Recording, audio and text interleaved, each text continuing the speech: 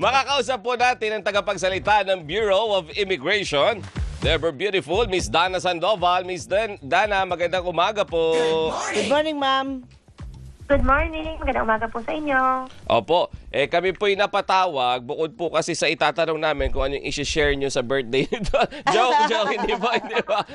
Regarding po ito sa precautionary hold departure, doon tayo sa serious side naman, na inilabas po laban kina Senator Jinggoy Estrada, kina dating Secretary Bonoan at iba pa po.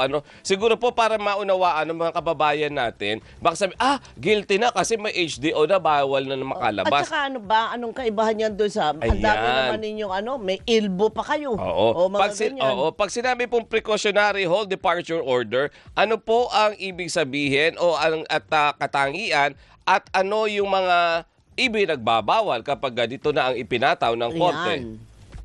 Yes, yung precautionary hold departure order, ang pagkakaiba po niya sa Immigration Lookout Bulletin, si Lookout Bulletin po, lookout lamang, monitoring lamang. So, maaari pong umalis yung tao. Ito naman pong precautionary hold departure order ay very same. Parehas po sila ng effect ng isang hold departure order. Pero ang ibig sabihin po, kaya precautionary kasi nasa simulang stages pa lang po nung kaso. Kumbaga wala pang desisyon ng korte, nasa simula pa lang ng stages ng kaso. Pero merong flight risk yung tao. Kaya dinidim ng court na kinakailangan mag-hold departure order para makapanatili dito yung subjects habang umaandar po yung kaso. So, ibig sabihin po nito, hindi pa tapos ang kaso, pero as a precautionary measure, hindi muna sila pwedeng umalis. Pero hindi po ba yan pasok na dun sa ilbo? Iba po, kasi si Ilbo po, pwede po silang umalis with the lookout bulletin. Ito hindi talaga.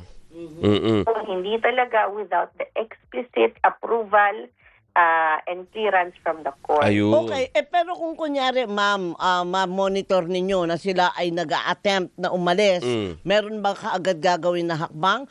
Or kung pag talaga lang na umalis na, doon pa lang magiging epektibo yung precautionary? Hindi na precautionary yun kung makakaalis, di ba? It's in effect na po kasi once received po natin, ito po ay in-include na natin sa ating derogatory database. So sa lahat po ng mga paliparan, mga areas po ay covered ng immigration, ay makikita na po sa ating system. Once encountered po, halimbawa po isa sa kanila ay mag-attempt na umalis, sila lamang po ay hindi papayagan na umalis at i-remind na meron pong hold departure order na in-issue po ang korte sa kanila. Hindi po ito warrant of arrest kasi sa warrant of arrest po, yun may karagdagang action pa na pag-arresto po dun sa subject.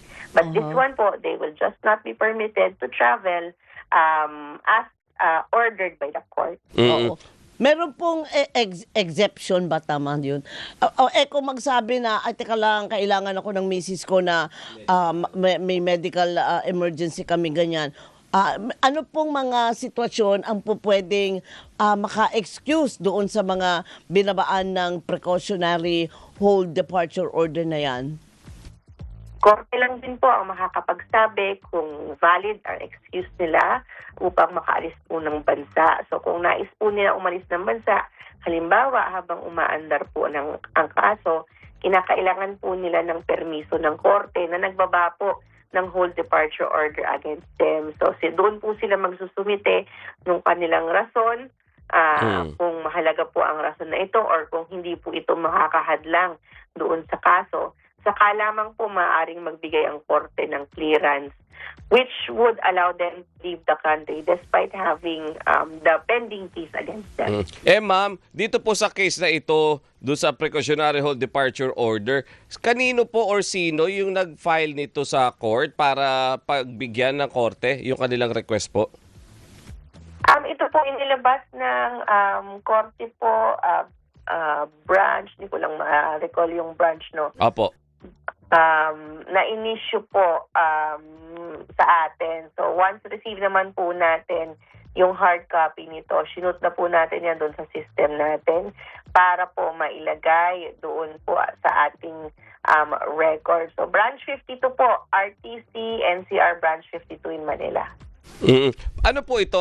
DOJ ang nag-file nito? Nag-request?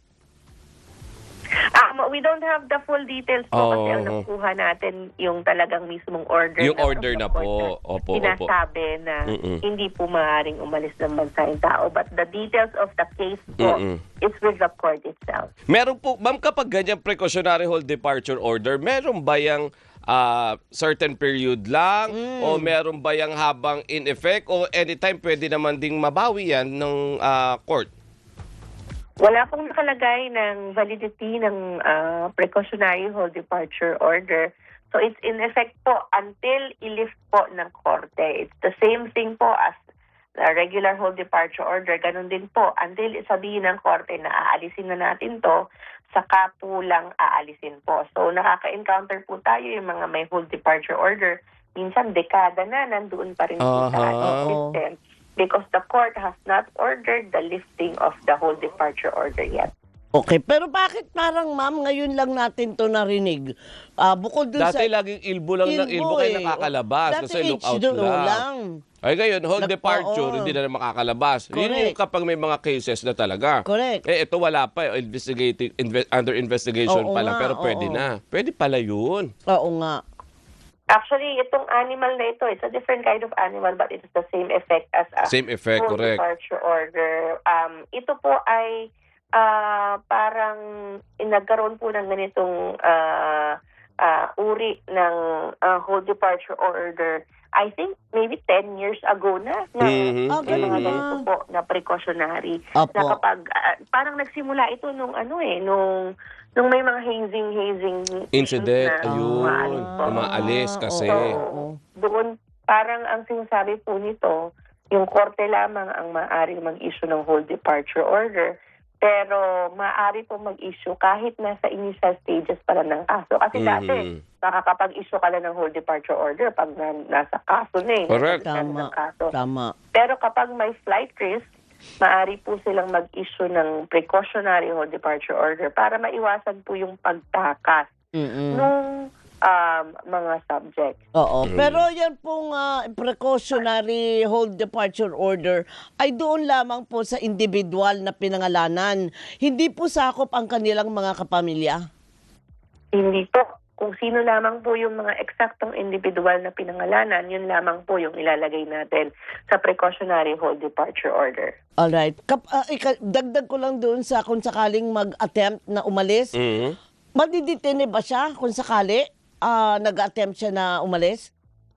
Wala po. Kasi pag hold departure order po, hindi lamang po sila paaalisin ng bansa and that's it. So they would have to go back to the courts to settle kung ano yung mga issue po nila doon sa korte. It's different po with the warrant of arrest. Kasi yung warrant of arrest po, kapag halimbawa nagbaba po ang korte ng warrant of arrest at nasa system din po natin yan, doon po may further action yung ating law enforcers at gagawin po yung pag-aresto.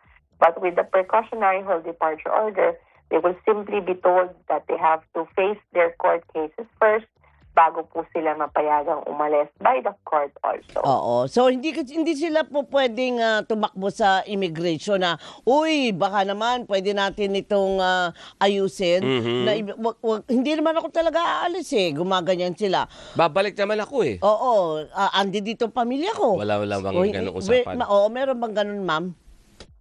Ang kinakailangan po sa korte sila magganon, para mag-request po sila ng allow departure order from the court. Yung allow departure order po, hindi po yan ibig sabihin na aalisin na sila sa whole departure order. Ang ibig sabihin po doon, temporarily, because of for that certain a very period. important matter, the court may allow them to leave the country for a certain period of time, subject to their return and for them to face the case filed against them. Ayun. Okay. Ayan. So, naintindihan na po namin, ma'am, kasi parang lahat kahapon ay nabigla. Ano yan? Anong precautionary? Tama na, sanay tayo na kapag may HDO, yan yung may ongoing Yan na na yun kaso, eh, dinidinig na sa Sanbawa, sa Sandigan Bayan, sa mga court, di ba? meron palang ganun. Oo. Pwede palang i-apply ito para lalo na kapag may investigation na para pag nag-ongoing, Oo. nandyan, hindi nag-alisan, hindi Correct, tumakas, correct. lumabas. Oo nga. Aha. Ma'am Dana, maraming salamat po sa inyong pong napakalinaw na paliwanag. Maraming Thank you, salamat, ma'am. ma'am.